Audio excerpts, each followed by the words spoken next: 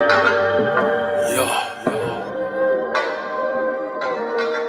3 times.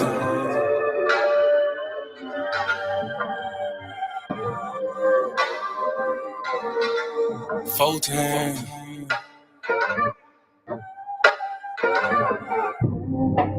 Doing gang things.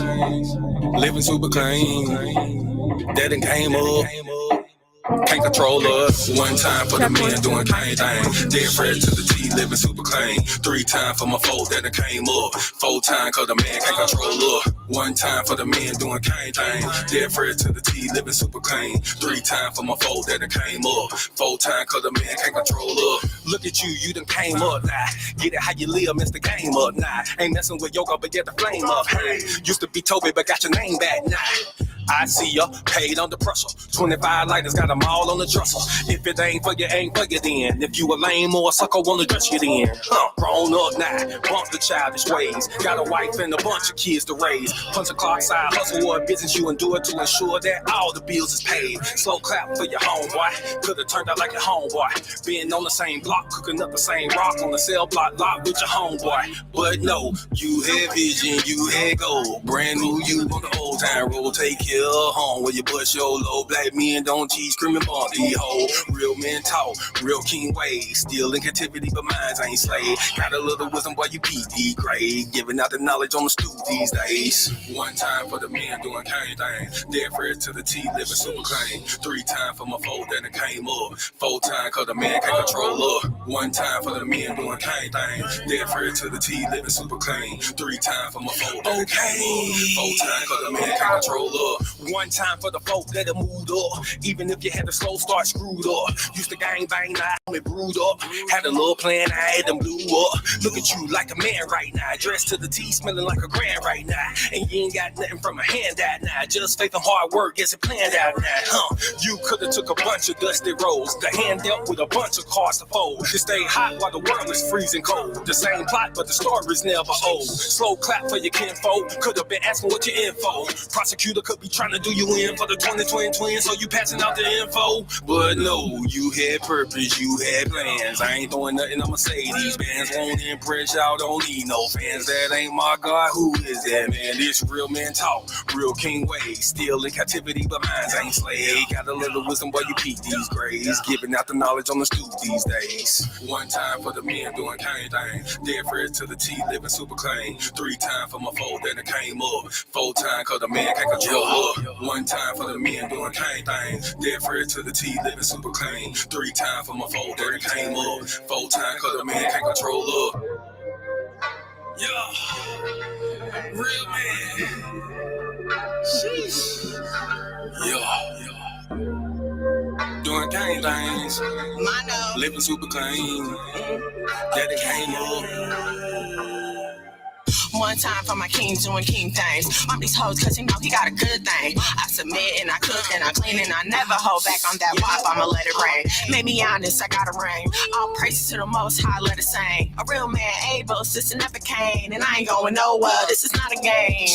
Look at you, girl, you lonely right now. Settling for bums instead of men the most high. He provide and protect so he get our respect. And he leading us aboard when them chariots fly. I don't really think you hear me though. You can't cross this bridge on some billy goats. Let them save you in the end like a Seminole. BS help me, shout let the silly go. 1 time for the men doing gang thing. Dead fresh to the T, living super clean. 3 times for my folk. Shalom and shalom, sisters and cousins, and praise the Lord. Saints, it's your favorite housewife, Miss Mono. Hello. Shabbat shalom to you. If you are observing the lunar, as we are now on our Shabbat, all praises to the Most High. Thank y'all for being here with me tonight. I realize you could have been anywhere in this big old internet universe, but you're here with me, and I appreciate that. Go ahead and hit the like, share, subscribe, turn on your notifications so you'll know when we go live here at the House of Mono. Have to shout out, hey, Nikki Nicole, what's up, balloon lady? How you doing? I have to shout out my awesome husband over here. I always get mixed up. Over here, Monologue McGad. Just hold on. It's available on all streaming platforms.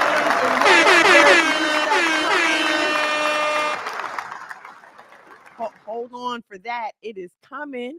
So thankful to be alive, to be well, of sound mind and body on this beautiful Thursday evening.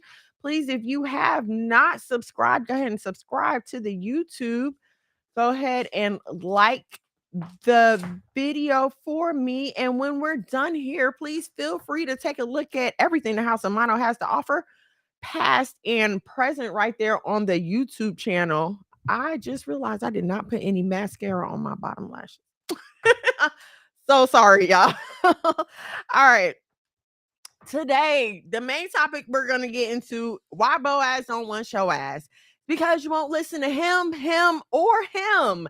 And yes, there are 3 hymns. They are all capitalized differently because you have 3 different heads in your life as a woman. So we're going to discuss those 3 different heads, why y'all won't listen to them, and how that's stopping you from getting a man. Or if you are married, you already got a man, how it's stopping you from living the life that you want to be living right now. Also, first and foremost, okay, the what's going on in Babylon segment. Anna, shalom and shalom, sis. Thank you for joining me. Thank you. Okay, class in the early yay. Shalom and shalom, Jay. Thank you for joining me, sis. All right, so the first thing I wanted to cover, we're gonna put this in the what's going on in Babylon segment. Man, recipes gangsta boo. Like, okay, I don't know how many of y'all grew up in that era, okay, but she was big here in Atlanta. So like, I can't believe it. And I just watched her and her new, I guess her boyfriend, fiance, whatever, they were on Marriage Boot Camp, and I just watched them. And it's so sad because they were talking about drug use then. That was why they got kicked off the show. And listen, I understand, she was a gangster rapper, and she, yes, we were not agreeing with the things that she was saying in her music at all, but at the end of the day, that's still another sister. Like, y'all gotta have some kind of compassion for people, you know what I'm saying? So at the end of the day, that was still a sister. And I was like, dang, can't believe that. So man, R.I.P. Gangsta Boo. Prayers up to her family. And also, I mean, it's just the curses of us repeating themselves over and over. And now they got fentanyl out there. Okay. They dropping fentanyl in everything, and it's killing us. I just, Angelina, shalom, sis. I just was talking to my daughter about another rapper here in Atlanta who died of an overdose. Let me just say this. I'm so thankful to God that he made me scary about some things, right? Like, some things I'm just scared of. Needles, for one. I hate needles. Don't come near me with one. Yes, I used to administer IVs to other people, but that is totally different. I can shoot you up all day, but no, you're not putting a needle in my arm, okay? So that was like, IV drug use was never an issue for me. And then I remember when I was in middle school, we were taking, was it middle school, high school? We were taking driver's ed, and the teacher showed all these, like, don't do drug videos, but in every video, someone died from an overdose. In every video. So in my mind, it's like, dang, if I do cocaine, I'm gonna die, because in every one of these videos, somebody died. So I was like, that fear has just always been in me, and I thank God. It must have been a protective mechanism. Y'all, please be praying for those who are struggling with drug addictions, but also their family members. I talked to a lady whose husband had a heroin addiction for 5 years. And she stayed with him through that, and they struggled through that. So it is real. People are really going through it. Our brothers and sisters are really going through it, and they're losing their lives, man. So let's just keep them in prayer. Okay. So I know y'all been out and about in these social media streets. The second topic I want to discuss for what's going on in Babylon is kind of a serious one. Again, our main topic later on, why BOAZ don't want show ass, because you won't listen to him, or him. We're going to get into that a little bit later. But I want to talk about, why don't we let little black girls be little black girls?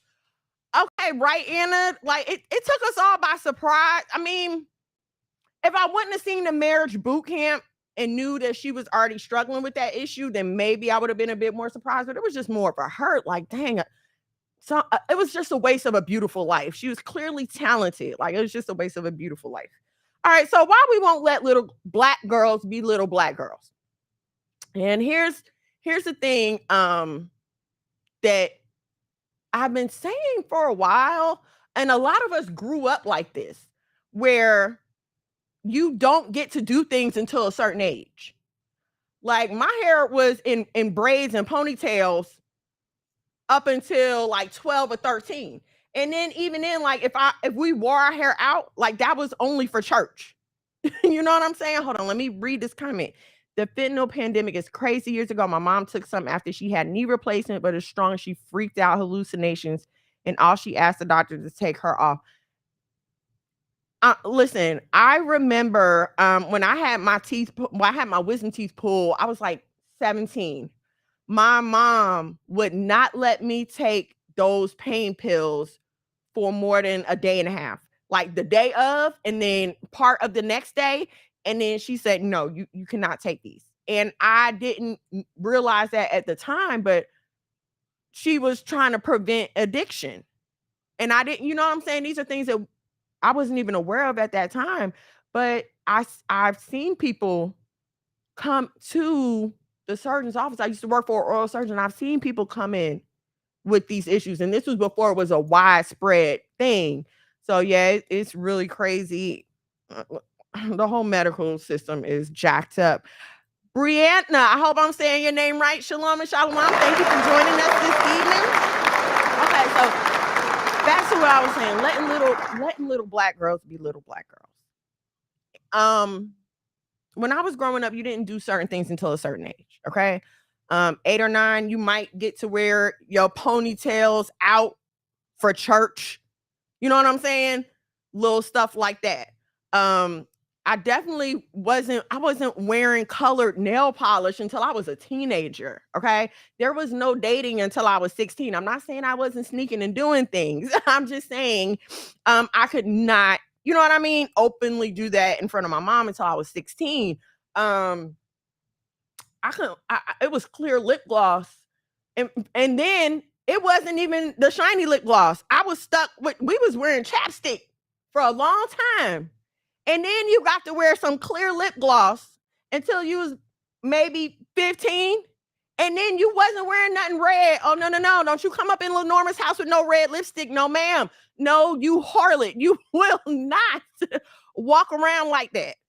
Okay. And like, looking back now, can we not understand why they were trying to protect us with all the pedophilia running rampant? And see, here's the problem. First of all, a lot of these mothers aren't looking for children. They're looking for friends.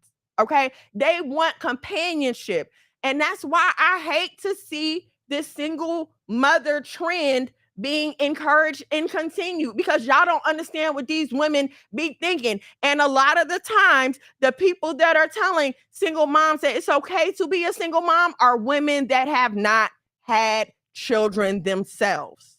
I've noticed that on social media. Exactly. On social media, that's where they're doing this. Oh, you don't need a man. Take your life into your own hands and have your own baby. How are you saying this in the year of 2023, when all kinds of information is available? You can see the effects that single parent homes have had on the Black community, but you still say, and here's the thing, they claim to be so educated. They claim to be so educated. Israelite Faith Entertainment, shalom and shalom. Thank you for joining me. Y'all, please feel free to get in the chat, leave your comments. But these women that are prescribing this, and I remember, I'm old enough to remember when, I don't know if y'all remember Murphy Brown used to come on TV a long time ago. I'm talking like early 90s, okay? And she was a newscaster. And she wanted to have a child, but did not have a husband. And they showed her like going through the process of, I think she did IVF to have a baby. And they showed, you know, a few years of the show was her being a single mom raising this child on her own. Right? They want their daughter to be their best friend. Exactly. Okay, you remember. Okay, good. You remember. So I remember this being like they wanted to cancel her show because it was like, no, how dare you get out here and preach to little girls that it's okay to be single mothers. Like this was so anti-American values at the time. They almost canceled her for what was canceling back then. They would just take your show or whatever. They wanted to do this with her, okay? But even then, this was a white woman issue. This was not something that Black people did. We were still watching the Cosby Show at this time, okay? We were still thinking that Cliff and Claire, you know what I'm saying, was the role models. This is what we wanted for our lives, right? I don't know if y'all remember or if your parents, if you're my age, I'm 42, so like maybe your parents talked to you about a show called Julia, right? Hold on, I'm gonna talk to y'all about this show, and then we're gonna get no dating and no right. You took it back from Murphy Brown. I know. Okay, so let me go even further than Murphy Brown. There's a show called Julia. The star was Diane Carroll. Now, this is a big deal because this is the first Black female to lead a sitcom. And if I remember correctly, in this sitcom, she was a Black single mother, even though she was already a nurse. But they did not glamorize it. They showed the struggle, okay? So I don't understand how we went from understanding that this was a struggle, at least among Black people, to now we're prescribing this for our community. So what you have now is a bunch of women who, and I hate to say this, but they're not interested in you. If you go out and make yourself a single mother on purpose, you're not interested in the best interest of that child. You're not. And you know what really gets me is when I get into these conversations with people, I say up front, listen, I spent time as a single mom and now I'm a married mom. I'm telling you from my own personal experience that is the dumbest thing that anybody could ever do on purpose. And listen to what I'm saying. Y'all are doing it. It's some of y'all out here doing it on purpose. You planning it. You planning it. You might be thinking, oh, this gonna make him marry me. This gonna make him settle down with me. Or this gonna make him love me like he loved her. Because you can't stand the fact that he has some kind of decent relationship with his ex. So now, oh, this gonna make him love me like he loved her. And it's not. And it's not. And all you're gonna do is wind up having you and your child feeling rejected. But anyway, they want friends, they want companions, they want somebody to thought around with. And instead of letting these little girls be little girls, y'all out here getting them full frontal wig installs. Why is your 9-year-old got to bust down to her knees? This is not appropriate. You dress them in clothing that is clearly meant for adults. Listen, I could not wear a bikini in my mother's house. There was no such thing as a two-piece in Lenorma's house. Ma'am, sis, cousin, if it's any boys around, she gonna make you put on a t-shirt. Okay? You better hope she don't make you put on shorts and a t-shirt on top of your bathing suit. Because guess what? If it's some old men around, that's exactly what's going to happen. Why? Because she's trying to protect me. This is what y'all don't understand. And here's what gets me. And I'm not talking in terms of young children and adult men. I'm not talking about that. Okay? But listen here. I remember when I started to develop, it was not a slow process. To me, it like occurred overnight. Okay. So I'm sure it's terrifying to my mother. Having been a mom and went through this, it's terrifying. Why do we act like men are wrong for being attracted to the female form? Why are we acting like that? What? See, and then you complain that you can't get a man, but then you get mad at the man for looking at you. People can call me we get they want, but I couldn't raise my daughter if I didn't have my husband. He's so vital. Two-parent homes matter. Yes, they do. The difference is night and day. The difference is night and day. they pushed to get her off the air, and Julia was looked into. Right. Exactly. They didn't have a problem with the black single mom, though. But we can't have our white women acting like this. You know what I'm saying? Yes, I had to look. I'm a TV buff, okay? So I can go there. Okay, but so y'all are hey, listen, if you're on my Instagram, head over to the YouTube at Monologue Magad, MONOLOGMAGAD. That way you can see and experience everything and also be a part of the conversation. So shalom and shalom to everyone. Please like, share, subscribe, turn on your notifications so you can know when we go live here at the House of Mono. Okay, so back to what I was saying. Back in my day, when our parents were protecting us, okay, nobody dared to question that because there was comments. I mean, there was just simple biological understandings of some things. Now let's keep it real, and it's like this world is so deprived of common sense that I have to over explain something that I feel like should be fairly easy to understand. Okay, now let's keep it real. Some of these 13, 14, 15-year-olds are walking around looking like 19, 20, 21, 30, 35, 40, 45, 50-year-olds. You think I'm exaggerating, but baby, I'm not. Because even I'll be confused sometimes. Listen, they have a face full of, I just started wearing faces full of makeup in my like late 30s. I didn't need all that before then. I don't understand. I understand this is the day and time we live in, but I don't understand why we won't even let our kids be kids. And then we wonder why they grow up and go to such extremes. You didn't give them anything to look forward to. They don't get to look forward to getting married because you letting a boyfriend spend the night in the house. What is there for them to look forward to? They don't have to look forward to getting a driver's license, honey, because you're sending them to the liquor store right now at 12 and 13. Oh, okay, I'm lying. Okay, I'm lying. I'm exaggerating. Okay, I know. You hear stories each and every single day about little girls getting snatched and little girls disappearing, but you think it's okay to send that child out here with her butt cheek showing. Let me tell you something. If I can see the part on the back of your thigh where it's starting to turn colors before it turns into your little booty cheek, honey, you need to take that off.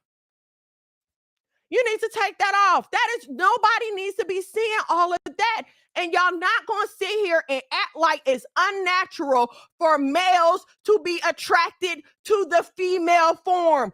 Our lives depend on it. We would not be here if your daddy didn't look at your mama and was like, damn, you would not be here. I would not be here. And here's how insatiable the feminist agenda is, okay? There's a video. This guy walks up to a girl and says a little slick pickup line. It's a little slick, but the girl immediately turns around and says, oh, I'm 15. He immediately walks away. And people are still upset. He shouldn't have approached her in the first place. How do you want men and women to meet each other? How would you like social interaction to occur? Y'all have just gotten so beside yourself that the natural occurrences in life are just baffling right now. Listen, I don't have a problem with anything that happened in that video because as soon as she said, hey, man, I'm underage, he turned right around on his feet and walked away as he should have. What do y'all want men to do? You have, and again, it's this anti-Bible, anti-family, anti-God, anti-Black feminist agenda, especially anti-Black man feminist agenda that we keep falling in line to the detriment of our own people because no Black man has ever been in a position to oppress us. Listen, if you chose the wrong husband, ma'am's cousin, I'm sorry, okay? And let me say, I believe there's still hope, okay? Because I know a God that answers prayers. All right, he never let me down when I went to him for nothing. All right. So I believe there's still hope, even if you feel that you are in that situation. But what we can't have is people who make the wrong choices walking around being spokesmen for marriage. Because y'all are doing a horrible job.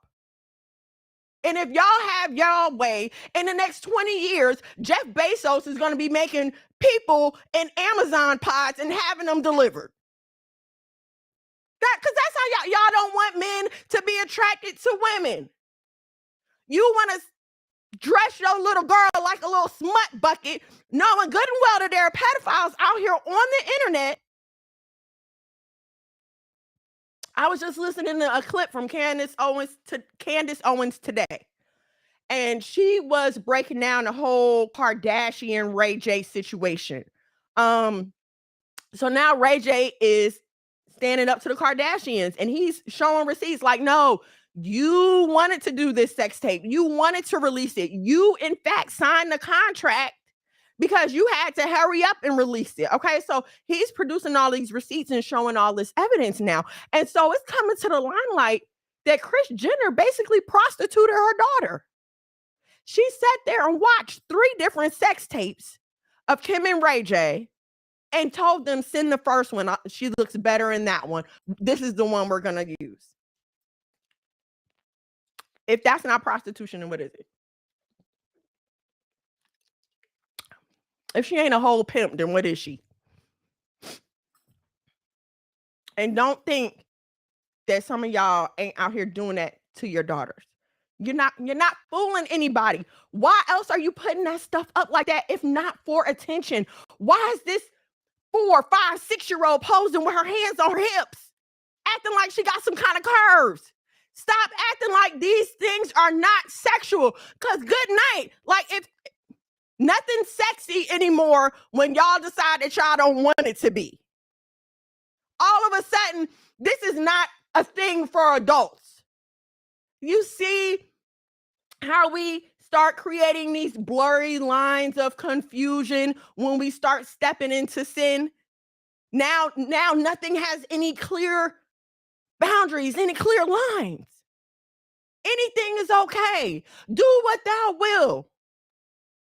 That's where we at now. And if anybody tells you that you're wrong for doing what you want to do, call them a hater, ruin their life, have them canceled, dox them, do whatever you got to do.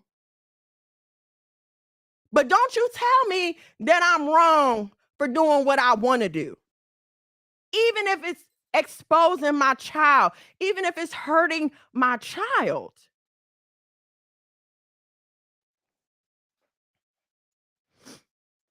And then you want to be concerned about somebody else's mental health.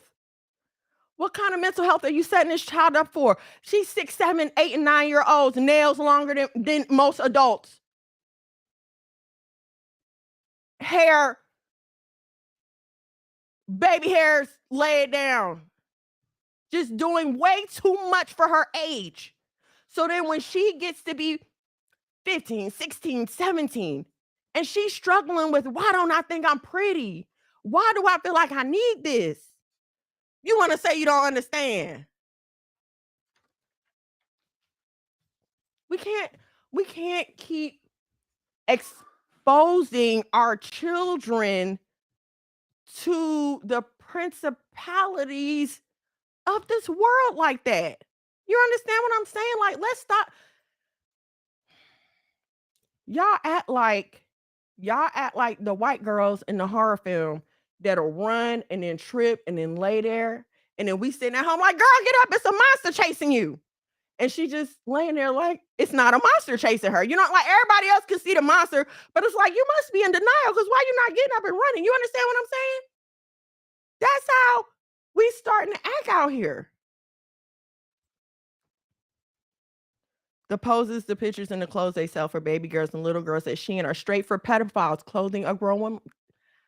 Listen, I hate to see little girls in 2 pieces. I hate it. I hate it. Cover that up. And then when she's 18 and 19 and feels like she can graduate to pasties in a thong, then you want to yell at her. But why? You started training her that way. You made it think it was okay for her to carry on like that. So why are you mad at her now? And listen, we gotta start doing better by our kids. Okay, that's not your friend. That's not your friend. That's not your companion. That is a child. That is a child that needs instruction and guidance. There's some things that are only meant for the eyes of your husband, and your daughter needs to be told that. See, the Balenciaga ads, little girl dressed in S&M outfits was so sickening, and it was. And also, some of the stuff that these regular parents be posting is only a check or two away from that. Yes, a check or two, a couple of O's behind a one. They'll sell their child for that. You go get pregnant so you can be a single mom and have a single mom blog, and your channel gonna be about you being a single mom, and I'm gonna dress my kid cute, and I'm gonna have a channel for my kid, and we gonna be so cute. And then when it don't work out, now what for the baby? We have got to stop doing this. First of all, we've got to stop perpetuating this lie that being a single mother is easy, that is something to be desired, that is some kind of admirable trope that, that no, it's not admirable. It's not. And listen, whether you got there, you know, with a boyfriend and or whether you was married and got divorced, whatever, no woman in her right mind says as a little kid, oh, I want to be a single mom when I grow up. I know I didn't. I don't think anybody around me did. I don't think that's something that little girls aspire to, but now they do. Because everywhere they turn, what are they being told? I don't need a man. I can raise my kids on my own. And you have a bunch of emotionally unstable men and women walking around who don't know how to communicate, don't know how to have relationships, don't know anything about compromise or contentment, but you think it's okay. If you see that the plane you in is going down and you have a parachute, right? And say you almost at the point where the parachute won't matter, but if you pull it right now, it's going to help you. Are you not going to pull a parachute? I know I am, because I like my life. I like to be alive. I'm going to pull it whenever I realize that I can use it. Okay, so here's your parachute, honey. God has a plan for you and your child. Here's your parachute. But y'all don't want to pull a string because that's going to require obedience and submission. And let's get on into our main topic, because I think it's all going to run together. Listen, why BOAZ don't want your ass? And if you saw the flyer, then you see I put it in 3 different capitalizations, right? Because as a woman, as a woman striving to live biblically, you have 3 heads. If you are married, you have your husband, or if your father is in the home, you have your father. Christ is the head of the man. God is the head of Christ. Okay? So these are your 3 heads. For you, I remember growing up with the idea that I could have a relationship with God, a good, healthy, wholesome, Holy Ghost-filled relationship with God, no matter how I felt about my husband. No matter how me and him was doing, it don't matter. Because I'm the woman, and God has a connection with me. I'm the emotional one, right? This is the mess we were told. This is that whole woman thou art loosed philosophy. You don't need a man to reach God. That whole thing. And so what this has produced is a lot of super spiritual, good for nothing women who don't know how to be wives, don't know how to be mothers, don't know how to be obedient, don't know how to submit. You treat your husband as if he is an accessory or an option instead of the leader and the head of your household. You even tend to treat God like a really expensive bag, and that no, you know he's special, but when you don't need him, you're going to put him on the shelf until you do need him again. Okay? You walk around as if you are wholly and utterly and totally independent of any male source at all. And here's what I'm going to tell you, that even if you don't have a husband, in one way or another, you answer to a man in your life, whether it's the man that signs your paychecks, the man you paying the rent to. There's a man around there somewhere. And let me just say, from my experience, I prefer to have the buffer of my husband. Like, I just send my husband to all that. See, but that buffer of a husband comes with some requirements from me. Right? I don't know. Y'all remember when God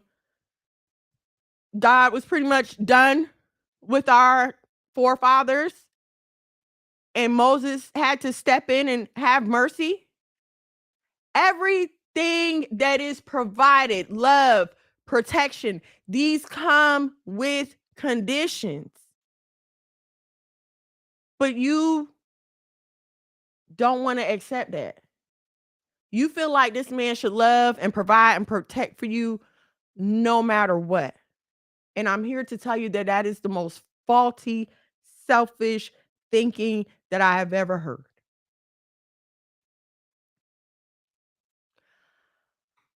I was scrolling the Beautiful Blue app, and there was a post, like a lady posted something. And it was like, oh, it said, it don't take 5 to 6 years for a man to want to marry you. That's what the thing said. But she shared it in opposition. It was like, no, you take as long as you want to take before you get married. And so here's a brother, and he comes on a post and he's like, no, I don't take a man 5 to 6 years to know if he want to marry you. Like, I know, I knew I wanted to marry my wife. I think he said within like 3 months, 6 months or something like that. He was like, it don't take all that. And then he even offered examples and everything else. And even I feel like he was very patient, because he went back and forth with her. She was like, well, if it takes that long to be comfortable, then that's just how long it takes, the back and forth. And even after all that, she still insisted that her opinion was right. And here's what's so funny. The man said, he said, well, I'm speaking as a provider who provides 100% for my woman. And her answer was something along the lines of, well, my husband doesn't feel that way. So then, of course, the man's response was, well, I can't speak for someone who does not do what I do. These are my requirements because I do what I do for my woman. I can't speak for, anything else that's going on. Now, if you are relaying information that pertains to a man, okay, say me and your boss are having a conversation and we're talking back and forth, what we think about you, blah, blah, blah, blah, blah. If I start to say something wrong about you and you're there, it would be well within your rights, and it would probably behoove you to stop me and correct that. Like, wait a minute, no, that's not what I think. This is what I really said. Happens all the time. So how come, right, when a woman is in a conversation and a man jumps in, now this conversation is about a man, you claim to be telling women about other men. This is your claim. You're telling women about other men. And a man comes in and says, no, that's not right. We don't think like that. We don't do that. How do you have the gall and audacity to look this man in his face and tell him that he's wrong? And this is why I try to make it very clear about this class. I don't talk about men because I don't know what it's like to be a man. I could never pretend to be. I see what my husband does on a daily basis. And here's another problem. I think the fact that we don't see men, those of us who grew up without fathers, we don't see a man on a day-to-day basis. So of course we feel like we can just replace them, that there's nothing unique or special about them, because we don't realize how messed up we are. We feel like, oh, well, I made it this far. I was okay. I didn't grow up with my dad and I'm okay. That's because you haven't gotten in front of the mirror to really see yourself. Whether it's you avoiding certain challenges, or maybe it's just not, time for you to deal with certain issues. But that's why you feel like you're okay. And that's why you don't realize what's unique about a man, what's special about a man. What is it about a man that makes you feel like you need him? See, it's hard to work for something. It's hard to appreciate something when you don't know that you don't need it. I can make you the most wonderful dessert, your dream dessert, whatever you could dream. All right. Like the best, like apple pie, whatever shenanigans, whatever you like. Okay. Everything you like, caramel, chocolate, whatever, ice cream, whatever, everything you like. Right. But I could add one other ingredient to this thing. Right. And it will just, just explode your taste buds. This is it. This is the thing that was missing. Yes. And now every time you get this dessert, you have to have this dessert with this ingredient because you love it now, right? But you loved the ice cream perfectly before without it. You didn't know what was missing. You didn't know there was something this good to be had with this. You thought this was just, it's like when you stop going to the chop shops and start going to a black nail tech, and you be like, oh, I didn't know. Okay, we bougie now. Or this is a very real example to me. When you ask your husband for a bidet and he gets you one, child, you want to level up. That's how you level up. Get you a bidet. But anyway, all right. So my point in bringing that up is you can't always see the big picture. You don't know why God's commandments are God's commandments. You don't know why God made us the way he made us. You don't have the answer for everything. You don't know why God let Adam be first and then made Eve. You don't understand that. None of us do. I'm not going to say none of us do, because there are some that do, but you know what I'm saying? That's a whole nother conversation. So what I'm saying is, because we know that we are not all seeing, all knowing, our only choice is to follow the order that God gave us. We should have by now had enough of living in disorder and dysfunction. Ladies, aren't you tired of seeing women of other races live better than we do? Aren't you tired of seeing these women at home all day while their husbands are out with full staff, okay, nannies and housekeepers and cooks, and they live like that, and their mama live like that, and their mama live like that, and her mama live like that? Aren't you tired of not having that for ourselves? And I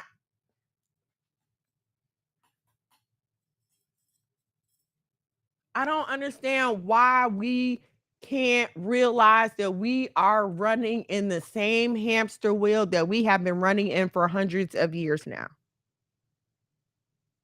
Hundreds of years now. thousands of years now, because that's how we got into the situation in the first place. And it's really hurting me for my sisters, because I feel like the men are like waking up. Like the men are starting to get it. I'm not saying they perfect, nobody is, but they're starting to like, wait a minute. This ain't right here. Something ain't right. And they're starting to get it. So how come we can't get that? What is it that you were taught in your life that you feel is more important to hold on to than what you know to be the truth of God? And I say that because if you grew up in Black church like me, as a Black girl, you thought that your calling, your destiny was somehow wrapped up in doing something at church. You were called to be a prophetess. You were called to be an evangelist. You were called to be a first lady. You were called to be a choir director. You were called to do something in the church, and this was your destiny. Was anybody called to be a wife? Where's the wife training? We shouldn't be looking to the world and the education system to have a home ec class to teach our daughters. Why isn't this something that we're teaching in church? Why are we allowing feminism, not femininity, but why are we allowing feminism to guide how we move as the women of God, right? Ain't that what you are? A woman of God? Isn't that what you tell everybody? Isn't that why they should respect you? And even, okay, so you saying, no, I don't claim to be a woman of God. Then, sister, please slide in my DMs, okay? Please send me a DM, send me a message, and we can talk. Ma'am, sis, cousin. For real, we can talk. Because aren't y'all tired of being emotionally unstable? And I know y'all don't want to talk about it, but it's okay, because I'm going to talk about it. When you grow up with a woman only in the household, you don't get that emotional control. You don't. And a woman is just as capable. No, she is not. No, she is not. Biologically, there's just too much happening with us throughout a 30-day span. Let's not talk about from puberty to menopause, please.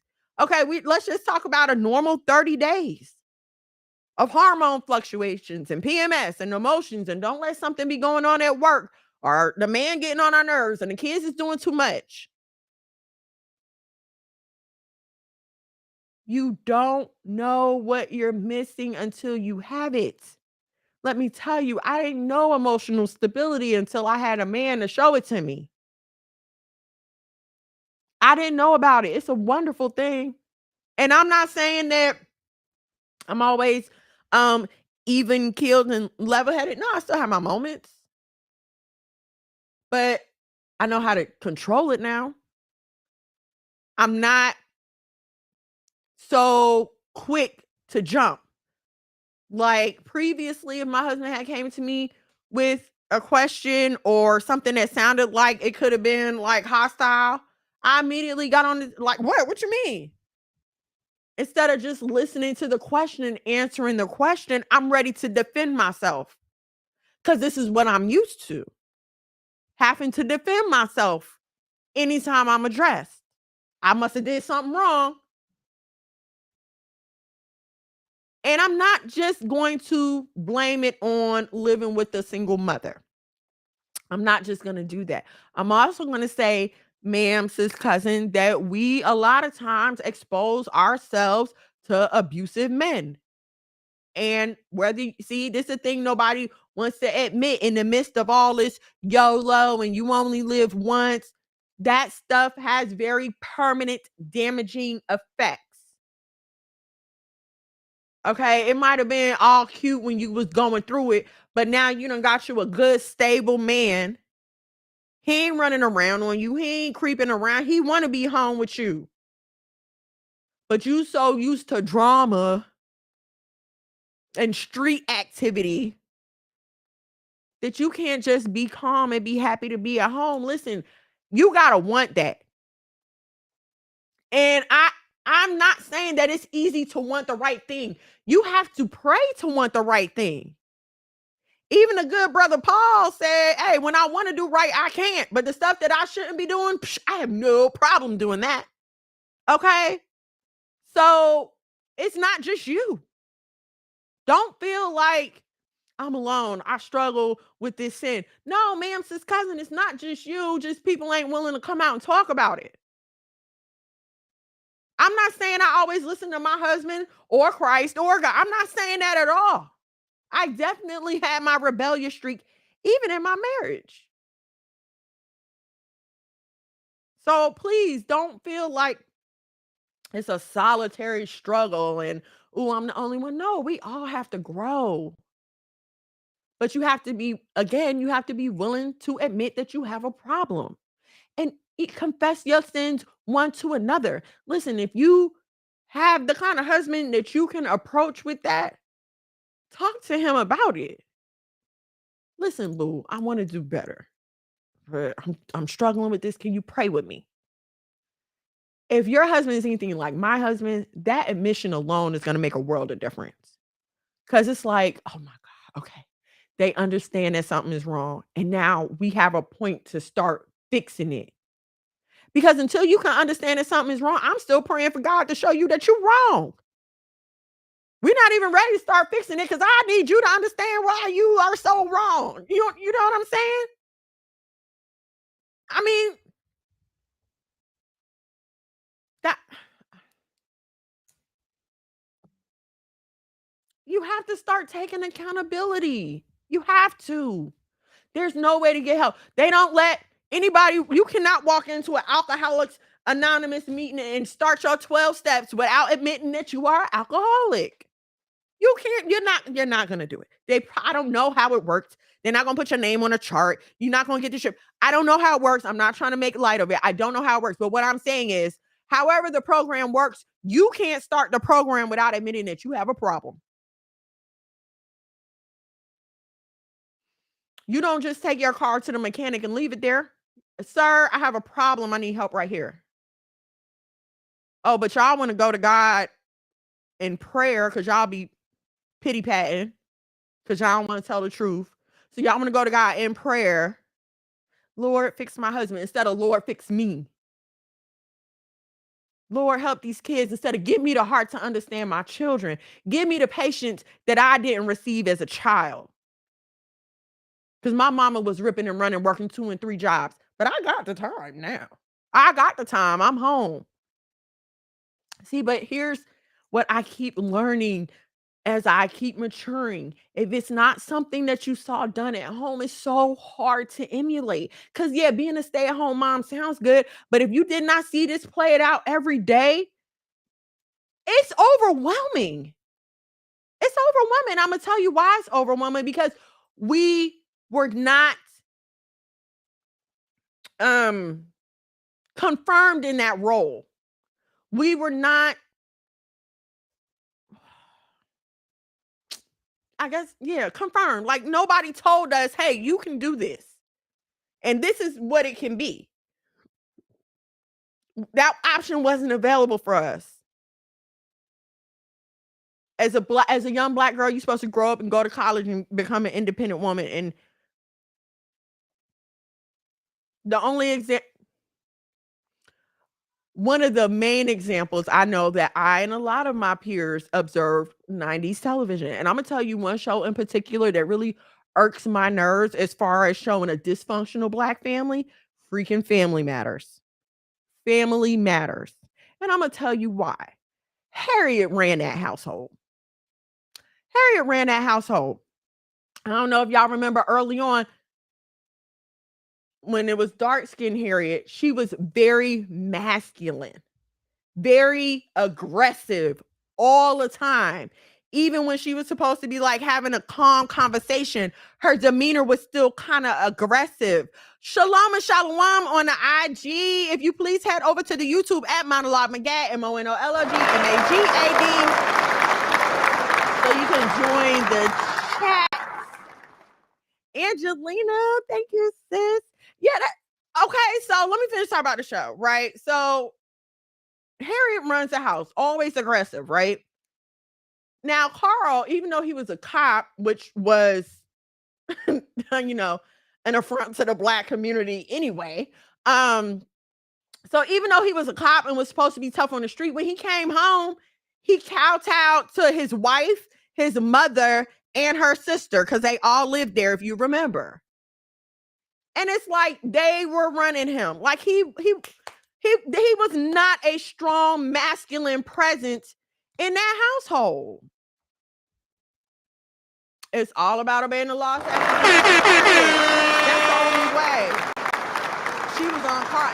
Wasn't she all the time? Okay? Carl couldn't do nothing. And then you have Laura constantly rejecting Steve. And what did that teach us? Don't get with the nerd. You don't want the nerd. Don't get with him. Don't get with the nice guy. Even on Family Matters, who was she always going for? The tough guy, the one that was always getting suspended. Steve, do y'all remember Steve had to change his whole chemical and biological structure to get any attention from Laura? Yeah, at the end, I think she fell for normal him. But what was this programming us? Because again, if you're a latchkey kid like I was, TV is pretty central to your everyday. Nobody's home when you get home.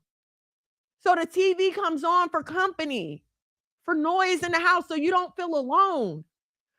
So, but you're getting programmed by this stuff at the same time. Vivian was a college professor. Harriet trained to be a police officer. Then she was a security guard. And then she was a manager. She always had masculine jobs that required her to be an authority over other people. Do y'all remember this? I know I'm not tripping. And we didn't see it then. But if you remember, right, she didn't want Steve until he became Stefan. And then she just couldn't get enough. But hold on. In the meantime, Myra was there holding Steve down. And what did Steve keep doing? Rejecting her. He kept rejecting her. So instead of loving who loved you, because Steve did love her, but he was so caught up on Laura. So instead of teaching our kids, hey, love who gonna love you. Stop chasing who don't want you. We teaching them things, foolishness. Keep chasing and one day they'll love you. That is stupid. Not chasing nobody.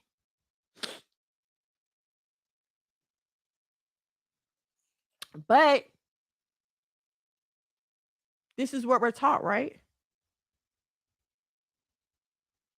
That to be a strong black woman. And even Aunt Viv, and y'all, I love me some Aunt Viv. She's like one of my favorite TV moms. But even Aunt Viv and even Claire Huxtable. Let's take it back to Claire Huxtable because they were both college professors, right? But there was still that edge of authoritative masculinity in their actions, in their ways of talking, if you understand what I'm saying. So, what do you do when you don't see a marriage growing up?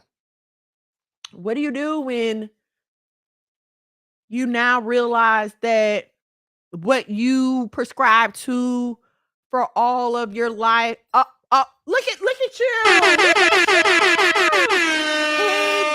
He kept rejecting Myra, and Myra she was submissive, she was feminine, she was friendly, and she was cooperative. But he kept rejecting her, chasing behind Laura. Girl, thank you, Angelina. High five to you, girl. Claire's a straight up feminist watching that as a grown woman. Yes, okay. And so we have this generation of women, right? Our mothers. And I know my mom told her, depend on no man. Make sure you can yourself. You don't need no man for nothing. So what do I get told? And here's what should be being said. And I'm not ashamed to say it. I tell it to my kids all the time. I'm not ashamed to say it. If I would have made better choices, then I would not have been in that situation. If I would have listened to wisdom, then I would not have ended up with that person that caused me this damage, caused me this trauma, made me feel that way, makes it hard for me to now be submissive to this man of God. But y'all don't want to talk about that. And coming to America, he rejected the submissive woman and wanted someone else woman. Oh, that's right. Okay. So here's what I'm saying.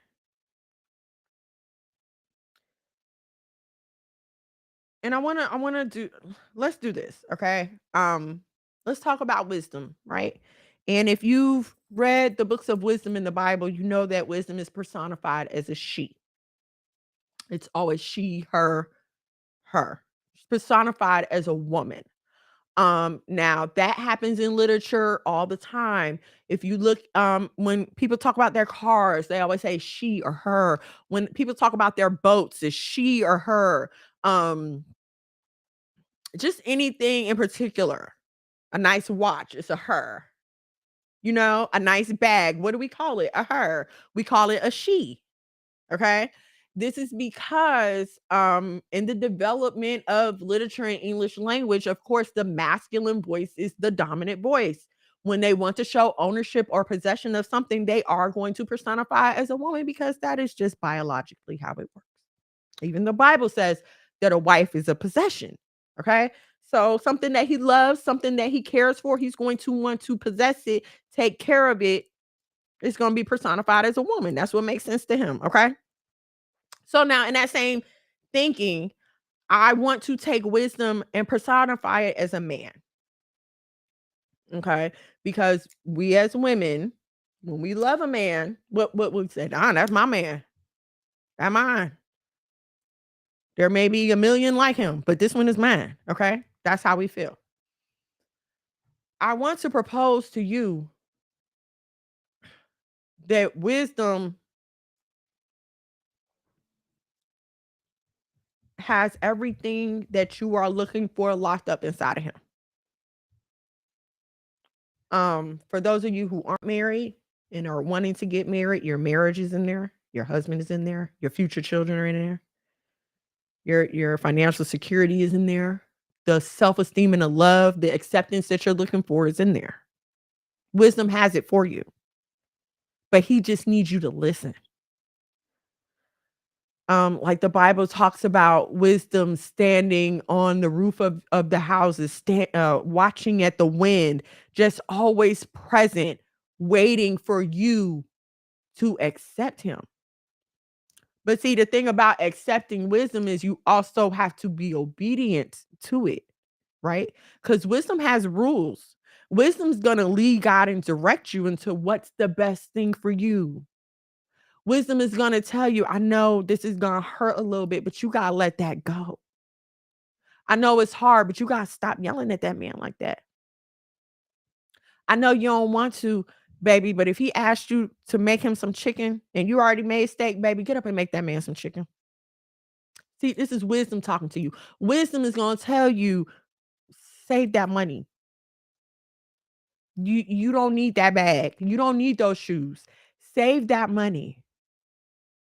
You don't know what's coming down the line. You and your husband, y'all gonna want to buy a house. You're gonna want furniture in it. You're not gonna want to rent the furniture, let me tell you. You're gonna want to be able to pay for it yourself. Save your money. You don't know what's coming. Wisdom is gonna tell you, hey, stop what you're doing and pray. Put the phone down, turn off the TV, quiet yourself, and seek to hear from God. We have started so much to look for wisdom in other places as if money in our bank account is going to give us all the answers. And don't get me wrong, money is answereth all things, but the love of money and the root is the root of all evil. When do you love money? When you put it before wisdom. When you put money before wisdom, you love it. And now it's going to become a source of your destruction. What you mean? When you decide to prostitute yourself, whether it be physically in person or virtually online, you have officially rejected wisdom and decided that you love money more than wisdom. When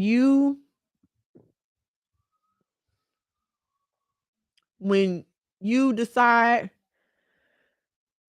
that you're going to do whatever is in your God-given ability to do, okay, fill in the blanks, that's when you decide you love money. Whenever you know good and well that you ain't supposed to be messing with him, but you can't leave him alone because of the lifestyle that you feel that you've been accustomed to, or not even the lifestyle that you've been accustomed to, the lifestyle that he's living that you're hoping one day he's going to share with you. Now you've decided you love money more than wisdom. And here's the thing, right? Like, everybody wants wisdom when they're in trouble, when they're lonely, right? When you got to go to another function and see everybody else coupled up and you not. What's wrong with me? Why I can't get it right? Now you want wisdom. Now you want the guidance. But let me tell you something. When you're in the midst of your sin, that is when wisdom is crying out to you. And that is when you are least likely to hear it because you're too busy laying up somewhere feeling good. Give you a prime example. You running the streets with this one and y'all having a good time. He take you out every weekend. Y'all just, woo, it's always a thrill. Here comes Steve Urkel. He has a sensible sedan. Okay, buddy over here might drive a convertible, whatever. Steve got a sensible sedan. He has a modest home. Buddy over here renting a condo and whatever high rise. Like, his life is just flashy, made for Instagram, okay? But now you got Steve over here. His life ain't flashy, but baby is stable. He owns his own home. He got a car that you can put a car seat in. You know what I'm saying? He got money saved up. He might have on some J's, but he probably got them from the flea market. And that's okay. He may not take you to the most expensive restaurant every weekend, but y'all still go out and have a good time. But you'll reject him because you feel like the other life is more fun. You chasing the flash and the glitter and the gold. Meanwhile, you only his Monday and Wednesday thing. Steve got you Sunday to Sunday, 24/7, 365. But you over here with Buddy. Now, whenever Buddy call, you come running. But when wisdom comes calling, you can't hear. You too busy running after the foolishness. And see, what happens is you stay in this cycle. And you pray to God, God, please give me a way out, right? And then something happened and you got a way out, but you are not ready to move on. You're not ready. So you stay and things are good for another couple of weeks. And then it happens again. And you're like, God, please help me this time. Please, please. So something happens. Y'all break up, y'all get an argument, whatever. He done with you, done. You have every opportunity now to block and delete and move on with your life, but you don't. And so now when you 35 and 40,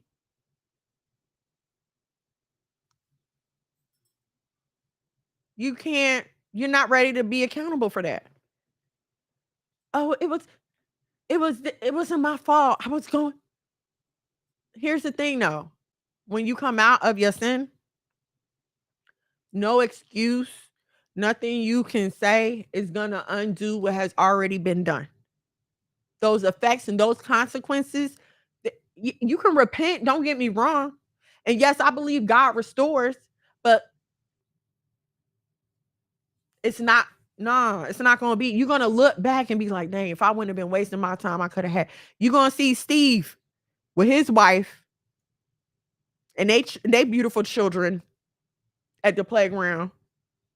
And you going to be sitting around either by yourself or with one or two of Buddy's kids, wondering why that can't be you. But and it could have been. It could have been.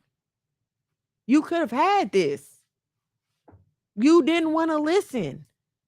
Here's the thing. You won't listen to the man who created you, but you expect him to send you one of his finest gentlemen. Why? Why would he do that? That would be crazy. What if you listen? When my kids want something and they know they want something, or maybe they know they've been on our nerves that week, when we come home, the whole house is clean.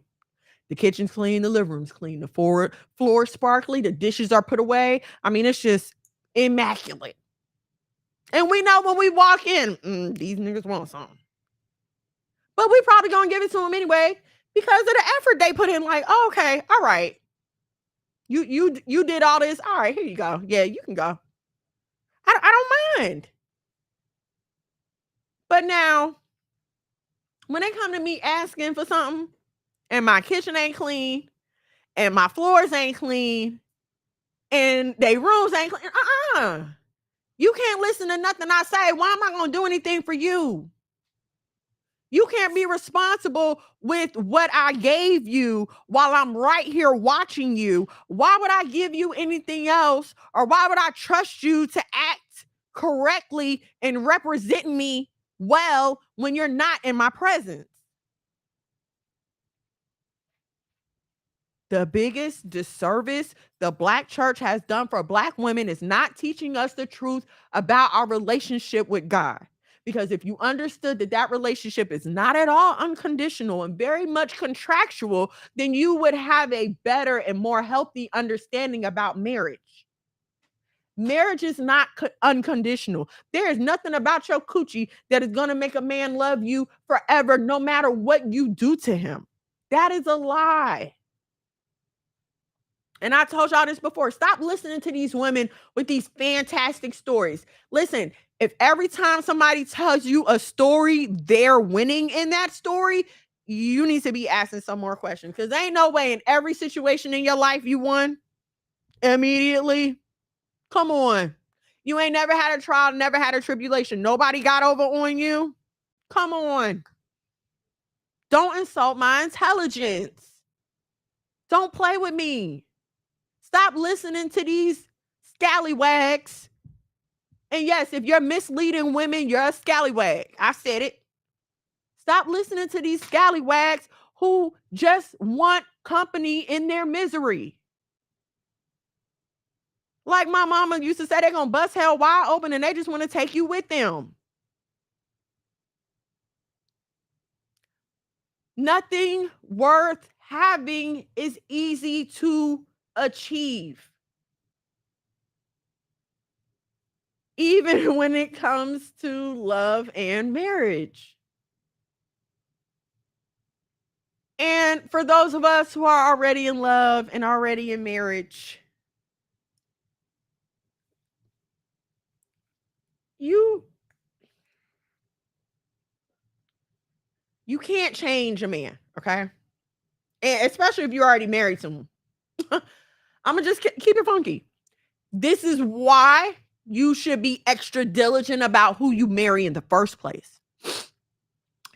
You want him to at least have like the raw materials to take you where you want to go. You understand what I'm saying? Okay, but you're already married. The only way to change him is in prayer. There's nothing that you can say because you, with the same persistent request, becomes nagging. And that just leads to even more issues. And the thing about praying is the willingness to be obedient. Pray for the willingness to be obedient while you are praying. That need to be one of the first things out your mouth. Like, please help me to be obedient. Because a lot of times we'll pray and we'll get instructions, but we don't want to do it. Our pride won't let us do it. God tell you, okay, go ahead and apologize. Even though you wasn't all the way wrong.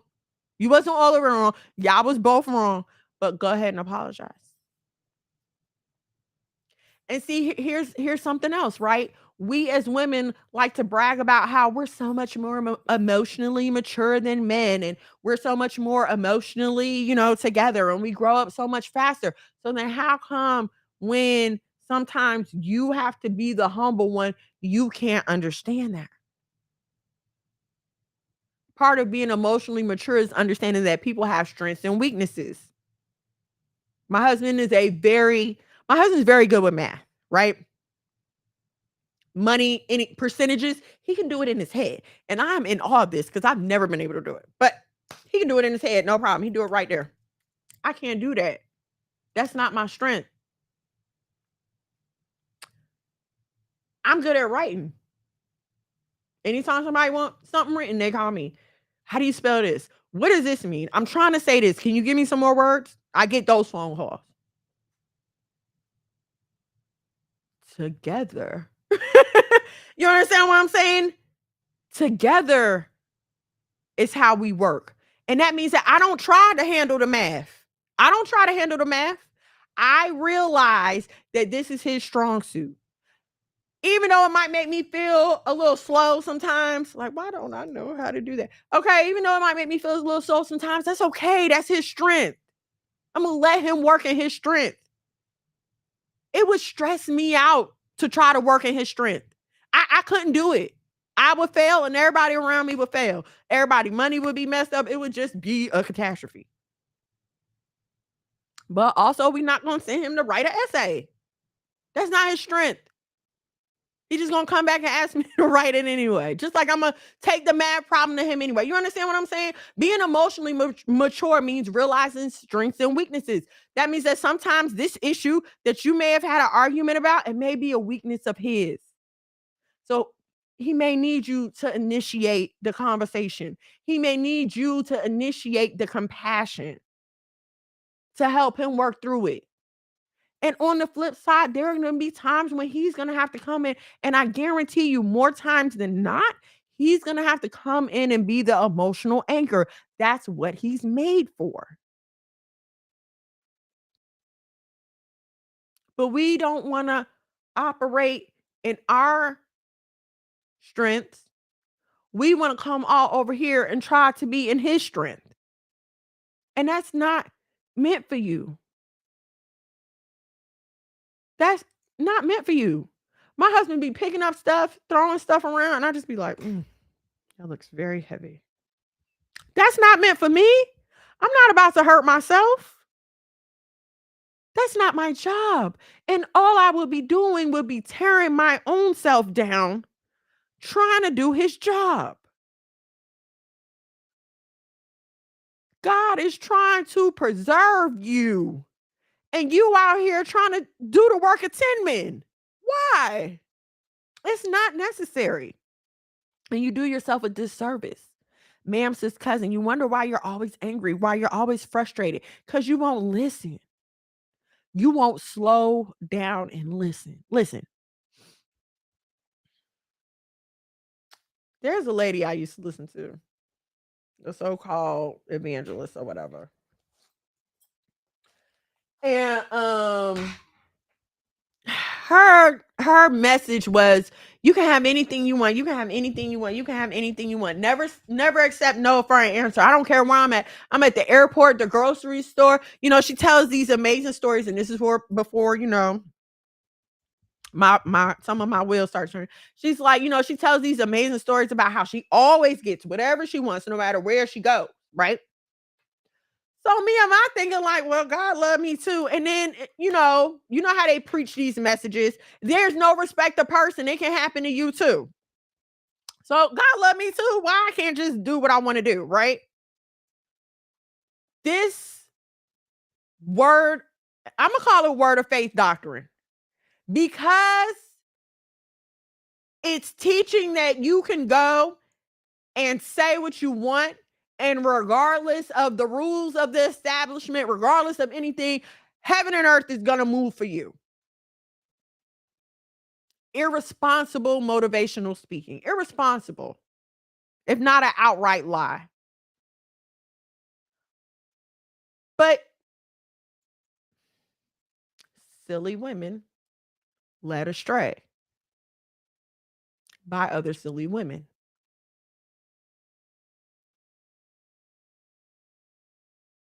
They take the worst of us and put them on a pedestal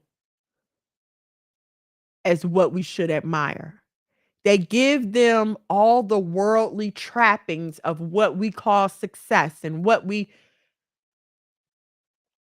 are programmed to think that our dream life is supposed to be. They give them all of this and raise them up to you as idols. And like our forefathers many generations ago, instead of having patience and waiting on God to do what we need him to do, what we want him to do, what we're asking for him to, instead of having patience and waiting on him, we'll take this idol and build us a calf. Thank you very much.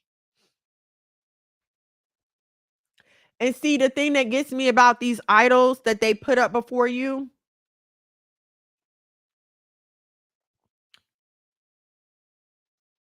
they're not always truthful about the bad side of what they're going through. Like I was watching a celebrity documentary, and it just occurred to me how through their times of success and when they're putting on the show, no one knows the darkness that's behind their life. No one knows that. All we see is what's in front. I mean, look at the Me Too movement. Harvey Weinstein, Kevin Spacey. Look at all, and I love Kevin Spacey. Okay. These, people are in the forefront, and then we come to find out what darkness was in their life. And then so this is what happens, right? We follow celebrity, and then they come out 10, 20 years later. I was so unhappy. My life was missing this. I was mentally ill. I couldn't get anyone to help me. I was into alcohol. I was into drugs. I almost killed myself. All this stuff comes out after they've led so many astray. And I've grown. Okay. So I'm not taking away growth from anyone. But what I'm saying to those of you who may still be looking for some answers and trying to piece things together, that's not the way. That's not the answer. The trappings of success is not the answer. And see, you have women saying, I don't need a man, I don't need a man, but they'll be quick to tell you what they require from a man and why no man is good enough for them. Ma'am, if you didn't need a man, you wouldn't even have requirements. If you didn't need a man, you wouldn't care. Stop letting these women tell you they don't need a man while they texting a man. Literally. Probably just got from up under somebody and gonna sit there in your face and tell you, I don't need a man and you don't either. If you won't submit and you won't be obedient to God, why would he believe that you would submit and be obedient to a husband? Ma'am, sis, cousin, if you won't submit and be obedient to your husband, what why would he try to make your life easier? Why would he want to? Do you make his home pleasurable? Is it a peaceful environment when he comes home? Is it clean? Does it smell good? Can he get comfortable in there? Is there food cooking for him to eat? Are you trying to make it a home for him, or do you just treat him like another piece of furniture? Is he just another accessory? I see a lot of y'all referring to your husband as your other child, and that just baffles me because, honey, no. No. And we like to talk about our husbands like they're just so horrible, like we're just so perfect. Like we're just so pristine and we're just so clean and we never do there's nothing about us that's annoying. My, he even loves the way I snore. Come on, that's not realistic. And the truth of the matter is, it's two people in a relationship. So everything you think you feeling about him, he's probably feeling it about you too. He get on my nerves sometimes, and I know I get on his nerves sometimes. I need some time alone. I know he needs some time alone. Okay? Or even when y'all are dealing with mutual frustrations. All right, I know we going through this. Let me give him a little grace. So disrespectful when women say their husbands are their other children. Like, really? This what you saying about this man? And I don't like these videos where they be like exposing their husbands and stuff like that. So what if that man drop his clothes by the hamper? He's still coming home, ain't he? He's still paying the bills, ain't he? Then shut up. Like, y'all just be looking for any reason to tear men down. And it's dangerous in this day and time. It's not a joke in this day and time. It's not a joke when the rhetoric from almost everywhere is anti-black man. It's not funny. I don't find it funny at all. If that man is getting up and going to work every day and bringing that money home and working with you to provide a home for your family, then by all means, that's a good man, Savannah. That is a good man, and you need to keep him. Nobody's husband is perfect. Stop falling for these highly curated, filtered, well lit highlight reels, because that's all it is. You didn't watch the rest of the game. You just tuned in for when Jordan was dunking. You don't see everything else. You don't see what be going on when I be scrambling trying to get ready for y'all right here. You don't see that. You didn't see me put on, you didn't see. You don't see, you don't know everything. The only person, the only entity whose word you could take 100% is God, because he's proven himself over and over and over and over again. He is not a man. He cannot lie. And he is the only entity, the only being that you can ever take 100% at their word. And hear what I'm saying, okay? My husband is trustworthy, very much. But no human is infallible. I mean, even if it comes down to, can you make sure you sweep that up for me? And then I come out and he didn't. I asked you, and you said you were going to. It happens. He might be like, oh, I don't want that. I want this. And I might still cook that because I forgot something else was on my mind. It happens. Mistakes happen. But you know who don't make mistakes? God. You know who ain't never gonna fail, never gonna forget? The Most High. That is where you need to be putting your faith and your trust. My mother used to always tell me growing up, whenever I would go to her with something and maybe she didn't know the answer or whatever, but her answer was always trust God. No matter what, trust God. And I was like, okay, I am. But I wasn't, because I was not being obedient. And how can you say you trust me if you won't do what I tell you to do when you ask me for an answer? Lord, my stomach hurts, something going on with my body. I don't know what's going on. Oh, take a little fast. And I'm not saying everyone hears God in a audible voice. However, he speaks to you, whether it be signs or, you know, you might run across a YouTube video or you might have a conversation with someone, something like that. But however you are communicated with, you're now led to fast. But instead of fasting, I'm gonna take this medicine the doctor gave me. You're not trusting God. You're not trusting God. God, I want a husband. I want a husband. Okay, but you gotta let that boyfriend go, because he don't mean you no good. You mean let him go? I gotta be alone by myself. Ooh, and then I don't know how long it's gonna take for you to send me a man. So how about I just hold on to him and you send my man? And then that's not trusting God. That's leaning on your own understanding. You're leaning on the arms of flesh at that point. You're not acknowledging him in all your ways. You still leaning on the arms of flesh.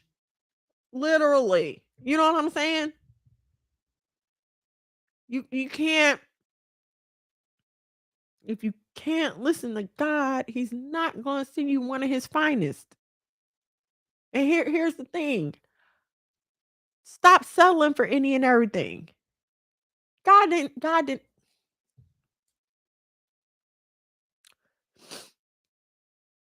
Ma'am, sis cousin. You know God ain't had that God did not send that man to you. You know it. He came to you a mess. Now listen. I understand everybody has different values, but let me just speak for me personally, okay? If he just got out of jail and he ain't even got his life together, still in the halfway house, that wasn't for me. And I should have known. I should have known. See, y'all want to find a man. Y'all want to build a man up. Y'all want to be able to tell the man what to do for the rest of his life.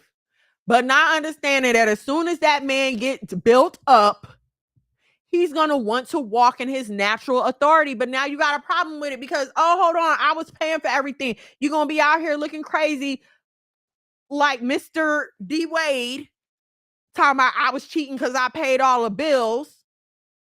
You've made yourself of ill repute because you thought you was getting your lick back.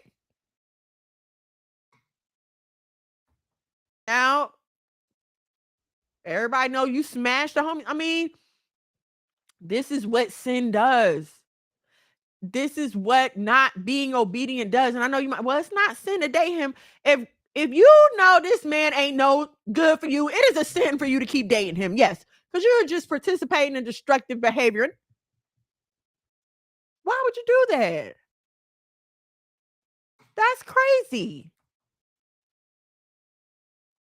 How many times y'all gonna go out to eat and he gonna be like, oh, I forgot my wallet? That's why I'm not. No, I don't pay for the first date. No, I'm not paying half of nothing. No, you ain't got it. Neither do I. Why? Because I'm looking for a provider. A provider, not a borrower. The dating culture is full of sin. And that's why I don't prescribe a normal dating culture. But y'all, as women, we say, decide what kind of man you. I don't think some of y'all want men. I think some of y'all just want friends who happen to be men. I don't know what y'all want, but it ain't a whole man. Y'all not wanting a whole man. You want a puppet, you want a bank, you want a toy, you want pieces of a man. You want all that a man could do for you, but you don't want to do anything for him. You want all his puzzle pieces to fit your picture, but you not willing to fit your pieces into his, even when it gets a little uncomfortable. Even if he not listening and I got to stay on my knees in prayer a little bit longer. You don't want to do that. I'm glad you said that. It is a sin. It is. If you know it ain't going nowhere, it is. If you know y'all not, listen, y'all done talked, I'm looking for marriage, and he done told you no, there's nothing else to discuss. Catch you on the flip side, homie, click. Or, boop. Ain't no more clicks. Boop, in the call. There's nothing else to discuss. You're just setting yourself up for failure. Ma'am, sis, cousin, those of y'all that's single and y'all out here in these social media streets, y'all need to be way more careful about how you're commenting, how you're posting. Even some of my wives, now I posted a long time. Like, do y'all even think about y'all husbands when y'all post? Because if I was some of y'all husbands, I'd be definitely embarrassed. Y'all do a horrible job of representing them. And I'm not saying I don't have no post that's a little sketchy or a little questionable, but when my husband see it, he be like, I don't like that. Take it down. Okay, I'll take it down. I don't care what nobody else think more than I care about what he think. And I've entrusted my life to this man. This my man of God. I get up here every week and woo, when he walk in the room. So you mean to tell me when he tell me, hey, I don't like that, take it down, I can't do that for him? What kind of liar and a hypocrite would I be? And I asked God a long time ago, hey, when I get into ministry, I don't want to be fake about nothing. I told my husband when we first got married, bro, I'm not going into ministry with a fake marriage. If this marriage is not going to work, this was early on. If this marriage is not going to work, then let's just leave now. But I'm not going into ministry with a fake marriage. I never wanted that. I don't want to be up here lying to people because I saw growing up in church in the 90s, I saw the effect that it had on so many souls when we started to find out all the creeping and the crawling that was going around in the black church, and this one coming out the closet, and this one was molesting kids. And I saw the destruction that it did to people who are really striving to have a relationship. And I know that people should not be dependent on other humans. Right. But sometimes your life is the only Bible that someone is going to see. If you say you serve God, that means you serve him with your life. A lot of times we like to look at the scriptures that say, lay down your life, lay down your life. And you think that means to physically die. Absolutely not. That means your day-to-day life, your wants, your feelings, your preferences. I become all things to all people so that I might win some for the cause of Christ. Okay, this person thinks that eating red meat is a sin. I don't think that, but okay, if they think that, then I'm not going to eat this red meat in front of them. Some people feel it's okay to drink. Some people don't. So if I know you don't feel it's okay to drink, I'm not going to drink in front of you, no matter how I feel about it. It's not about me. It's about a soul to be saved. And if you call yourself the elect, you dare proclaim yourself a man or woman of God, you have to have this understanding and be willing to, like my good brother right here said, make yourself a living sacrifice, holy and acceptable. That means beyond the pews. That don't just apply when you in church waving your hands. No, that means when you lead a church and somebody come to you, sister, I'm in need. And you got to give it to him. And I'm not going to lie, I'm bad at this. My husband is very much like, if it's in me to do good, I'm going to do it. He got, that's something that I admire him for. I'm not like that. I don't know if it's my living in the hood or whatever, but for what? What you want? I don't trust you. That's just my natural. And I got to work on that. I'm praying about that. Let's read this verse, Romans 12:1. I beseech you, therefore, brethren, by the mercies of God, that you present your body a living sacrifice, holy, acceptable unto God, which is your reasonable service. Thank you, sir, for posting that scripture. Yeah, you know what? I can admit that to y'all. Call it Miss Mono's Confessions. Because I want to help you. I'm not as hospitable as my husband. I'm not as welcoming as my husband. My husband, he calls it a pastor's heart, and it has to be. Because I ain't got it at all. I'm still very much East Orange, New Jersey. Who was you? What you want? Who sent you? I don't trust nobody. No new friend. You know what I'm saying? I still deal with that issue in my flesh. And yes, it's an issue in my flesh because I should be more hospitable toward my brothers and sisters. Yes, it's an issue in my flesh and I'm dealing with it. So y'all pray for me. Pray with me. Okay? But this is what it means to be a living sacrifice. You hungry? I got the sandwich. You need? I got it. Don't worry about it. You ain't got it. No. It's not just, oh, I'm gonna pray for you when I get home, but when you come to me with your hand out, I ain't got nothing for you. Just like we like to walk by homeless people talking about God bless you, but won't even give them $1 or $2. And I know it's hard because not everybody carry cash now. But if I got change, I'm gonna give you change. I'm gonna give you what I got. I'm not just gonna sit here and God bless you and not do nothing to help you. A sister come to you in prayer, for prayer. And instead of you holding her issue in confidence, you want to run and serve hot tea to your friends. That's not godly at all. You are not being a living sacrifice. You are sowing discord. And you are now doing a thing that God hates. It's not about me and you. It's always about the people around us. And it's always, ultimately, beginning, middle, and end of the day, it's always about the Most High and his plan. Period. Big purr. Full stop. His plan. His will. And until you learn to submit to that, ma'am, sis, cousin, your life is not going to look anything like you want it to look. It will continue to be in shambles and disarray. You will continue to wonder why opportunities are passing you by and other people seem to be elevating, even when they're worldly. Let me explain something to you. Principles are principles. People who work hard get money. But if you're feeling like, hold on, I'm working these principles, but it's not working for me, then I suggest that you add some faith and obedience to your situation.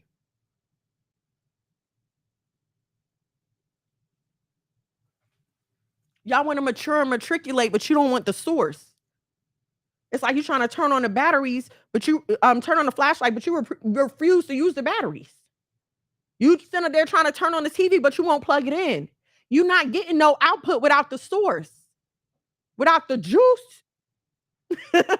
You need to be plugged in somewhere.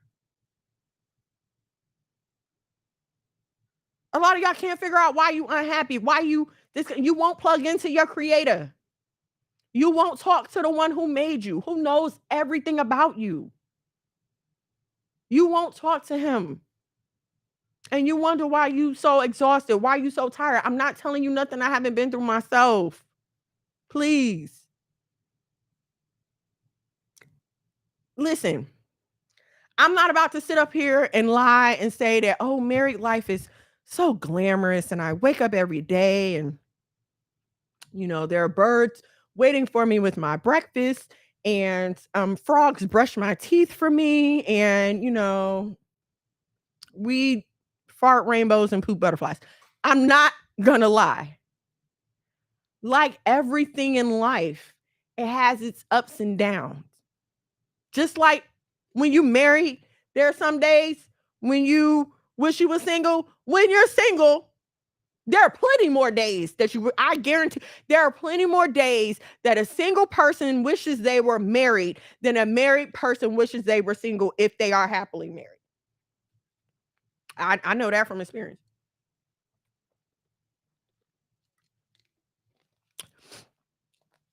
Okay, and so the problem with this anti-family, anti-marriage, anti-Bible rhetoric that we see just being propagated all over the place is it doesn't give room for people to really be honest and say that. Because if I say anything, then it sounds like I'm anti-marriage, and I'm not. I'm pro-marriage, but I'm also pro-truth. So I want you to know the truth of everything. And the truth is, yes, some days it gets hard, but everything else in life gets hard. And the reason why you can't find your happiness is because you're basing your happiness on fleeting worldly values. You're basing your happiness on a career, on clothes, on bags, on shoes, on your money, on your bank account, reaching a certain amount, a certain number of zeros. This is what you base your happiness on. And this is why no matter who you marry, you will always claim that, oh, I'm unhappy. This person doesn't make me happy. That's because you're not happy within yourself in the first place.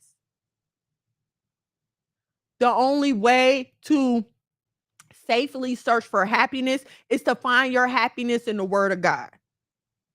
That is the only thing that you should be basing your happiness on. Because if your happiness is based on anything else, it is but a twinkling cymbal and a sounding brass.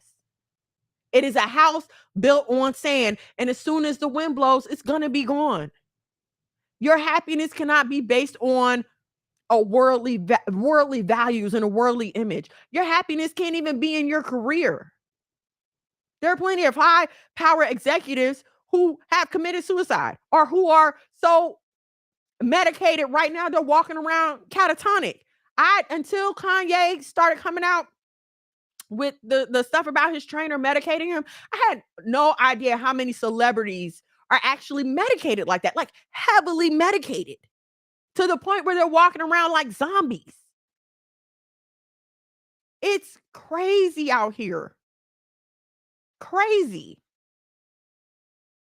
And you think this is what you want? You think this is the life you want? You think you want to be like them? Oh, I want me a Jay-Z. I want me a Jay-Z. Do you have any idea the hell that Jay-Z is taking Beyonce through right now? Y'all listen to that Lemonade album, and because it had good beats and everything else, you didn't even take time to register the emotional and the mental trauma that this lady has been through.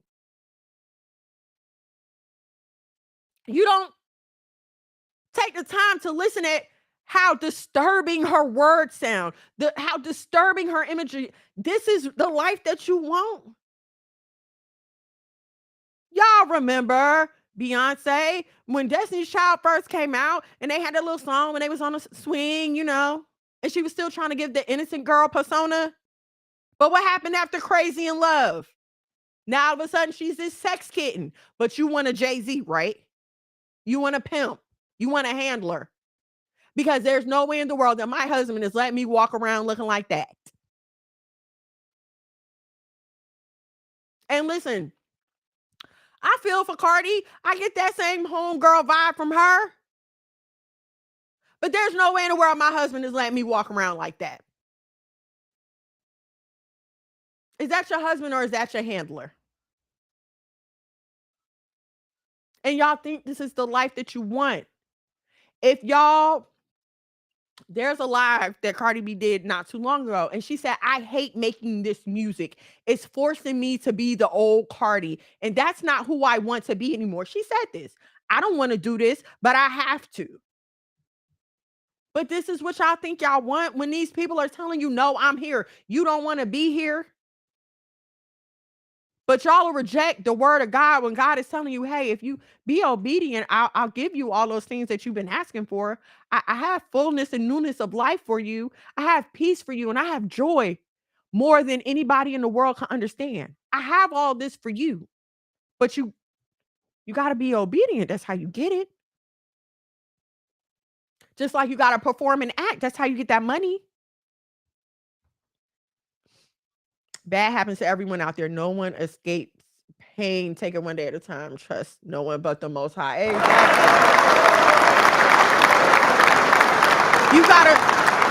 Nothing is free. Nothing is free. You work to get money. So why you feel like your salvation should be without work? Why you as a parent, if you're a parent, you demand a certain amount of respect from your child.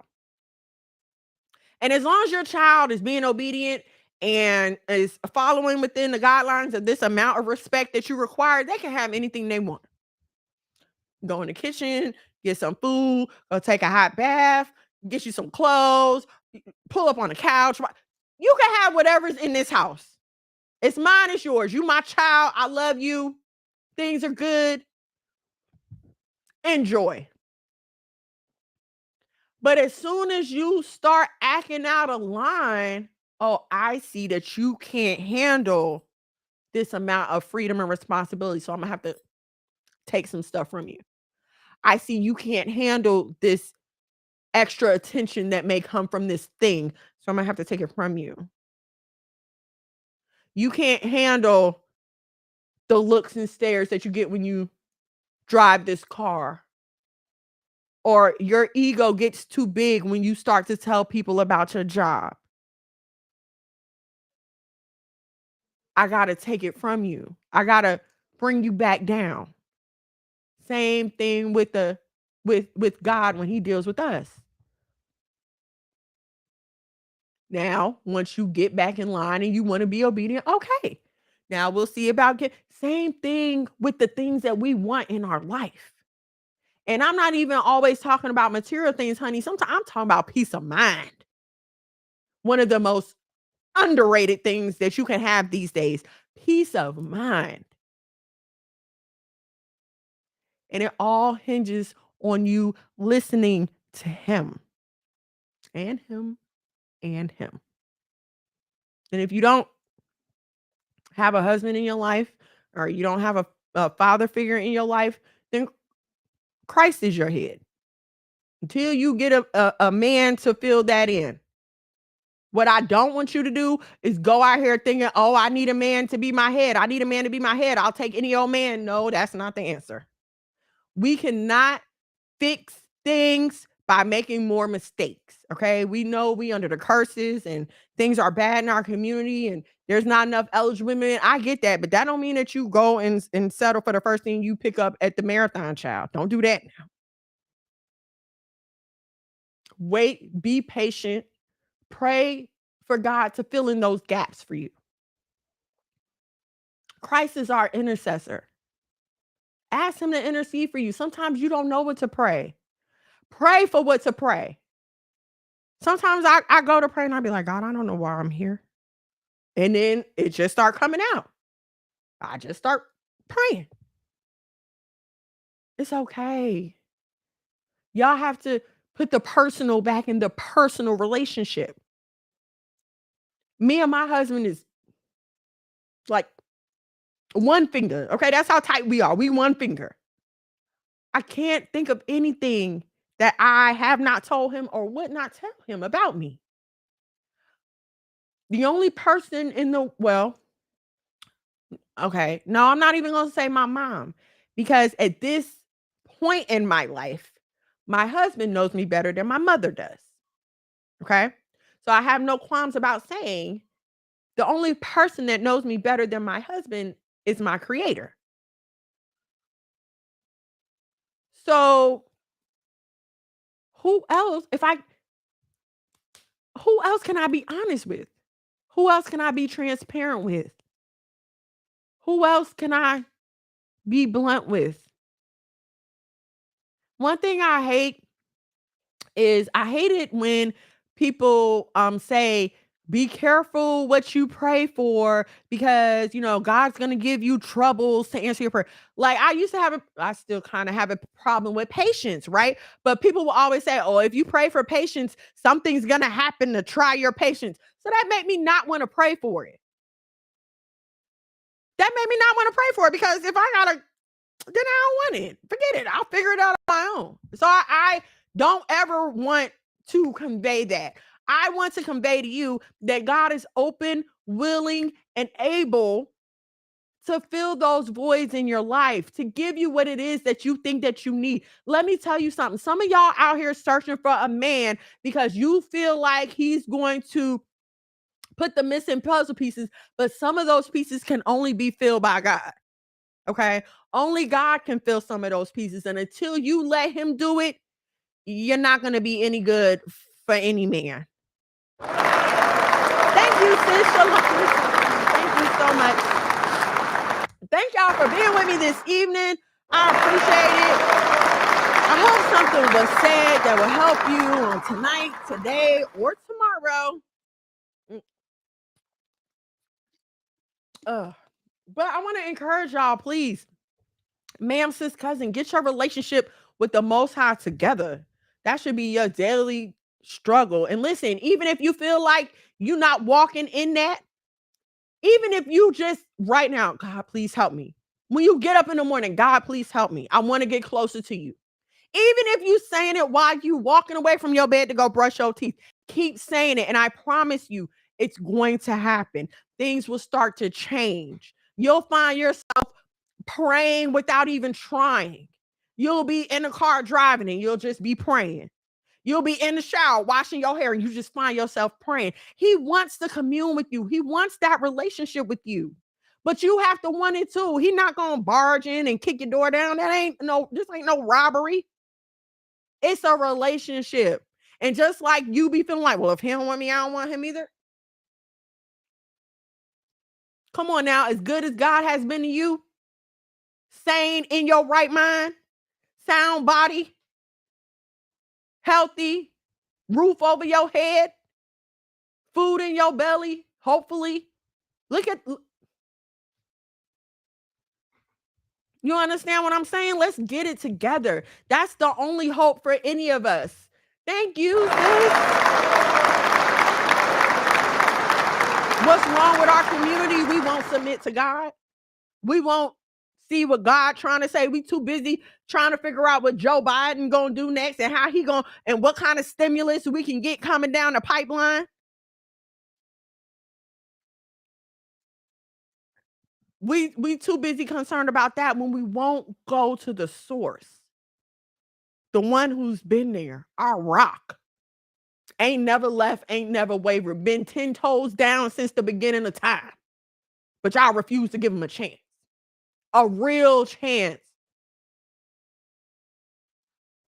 Christ is our intercessor. He know how it feels to be a person. Remember, he walked the earth as a person. There's nothing you can tell him that he hasn't experienced. He was man like us. The emotions, the feelings, the lust, the desires. He was tempted too. Do you not read your book, man? Read your book. And if you got a good man at home, ask him to help you. My husband loves to give Bible lessons. Now, don't wait till y'all sitting in the bed and it's mommy daddy time. Don't ask him then. But maybe send him a text like, hey, but can you send me some scriptures? I'm kind of struggling with this. Or can you please, babe, I'm going through it. I need you to pray for me. If I don't feel good, can you pray for me, please? I know my man get a prayer through. I ain't worried. I know my man get a prayer through. Yes. Pray for me, please. And you should ask your husband of the same. Pray for me, please. Help me. If you need it, that's supposed to be the one. Mom, is it time yet? Well, it's almost over. That's supposed to be the 2 to your 1. So ask him to pray for you. Y'all are partners. He gonna pray for you. You gonna say good night to everybody? We about to wrap it up. Listen, don't forget to go and download on. It is available on all streaming platforms by the wonderful, illustrious, so sexy, so magnanimous, always awesome man of God, Monologue Miguel. Go ahead and download that. Again, like, share, subscribe, turn on your notifications so you will know when we go live here at the House of Mono. I am the wife of Mono. I will be back with y'all next week. Please download the Messiah TV app. If you have not already, it's on your Roku, on your Fire Stick, on your Apple TV. Download the app. I stream there live on Thursdays as well as on our YouTube. And also the app has a lot of great content, good documentaries, Bible-based shows as well. Good stuff for the kids, just some regular movies. What did we watch the other day? A Bug's Life. They had that on the app and we watched it. It was cool. So go ahead and download the app. Follow us. Huh? Okay, I'm out of here. I gotta go. I'm running over my time. I love you. Shabbat shalom. Say Shabbat shalom. One time. We love you. Good night.